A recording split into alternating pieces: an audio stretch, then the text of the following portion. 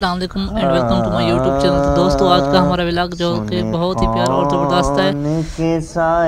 تو ناظرین آج کے اس ولاگ میں ہم بات کریں گے علی اصحاب کے بارے میں، جو کہ نبی پاک صلی اللہ علیہ وسلم کے دور کے صحابہ کرام ہیں، جس کے تقریباً 70 سے 75 فٹ اس کے قد ہیں، اور یہ اس دور کے صحابہ کرام جو کہ یہاں پر مدفون ہیں۔ ناظرین جو آج جس جگہ پہ میں موجود ہوں یہ بہاولپور سے تقریباً 25 کلومیٹر دور ہے، نواز شریف سے تقریباً 7 سے 8 کلومیٹر کے فاصلے پر واقع ہے، اور اس جگہ اعلیٰ اصحاب سرکار کہلاتا ہے۔ اس جگہ پہ منسوب کہ حضرت صلی اللہ علیہ وسلم کے صحابہ کرام یہاں پر نبی پاک صلی اللہ علیہ وسلم کے دور میں یا اس کے بعد کے دور میں کہہ سکتے ہیں کہ یہاں پر آئے اور جنگیں وغیرہ ہوئی اس دور میں، تو صحابہ کرام یہاں پر شہید ہوئے اور ان کے مزار وغیرہ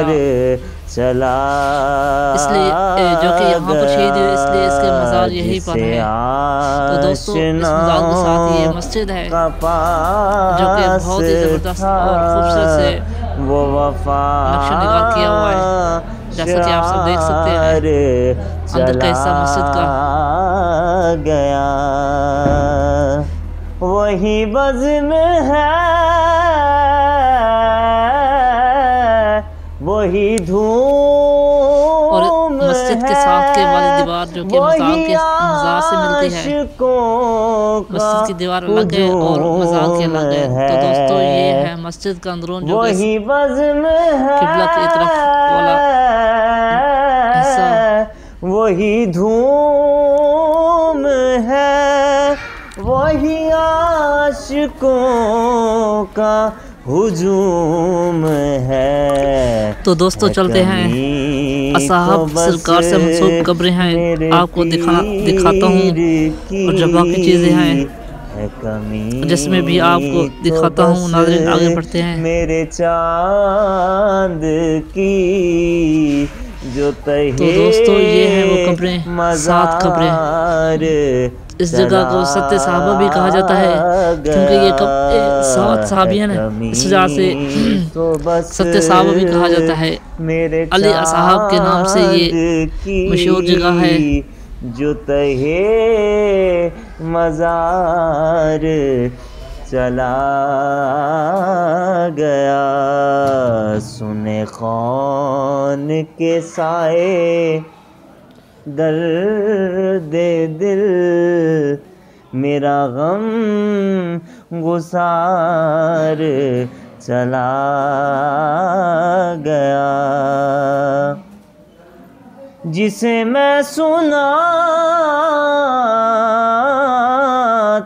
تھا درد دل، وہ جو پوچھتا تھا غم دروں، وہ گدا نواز بچھڑ گیا، وہ گدا نواز بچھڑ گیا، وہ عطا شعار لوگ آتے ہیں اور منتے وغیرہ بھی منتے ہیں اور صحابہ کرام کی زیارت وغیرہ بھی کرتے ہیں، جیسا کہ آپ اس بزرگ سے دیکھ سکتے ہیں بابا جیسے، جو کہ یہاں پر آتے ہیں، قرآن مجید پڑھتے ہیں، نفل وغیرہ پڑھتے ہیں، اور یہ وہ جگہ ہے دوستو جہاں پر دیوے وغیرہ لوگ مطلب آتے ہیں منتوں کے لیے،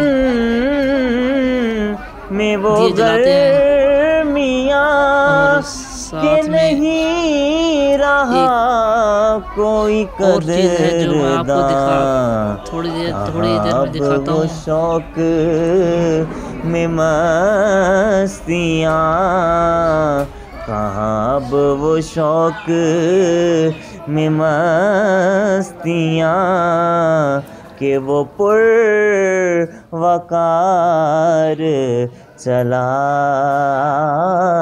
گیا۔ تو دوستو میں بھی جلال پور پیرواڑہ سے آیا ہوں، جو کہ آج جمعہ ہے، تو میں سوچا جمعہ کی نماز بھی پڑھ لیں گے اور صحابہ کرام کی قبروں کی زیارت بھی کر لیں گے اور کوئی نفل اور قرآن مجید وغیرہ بھی پڑھ لیں گے۔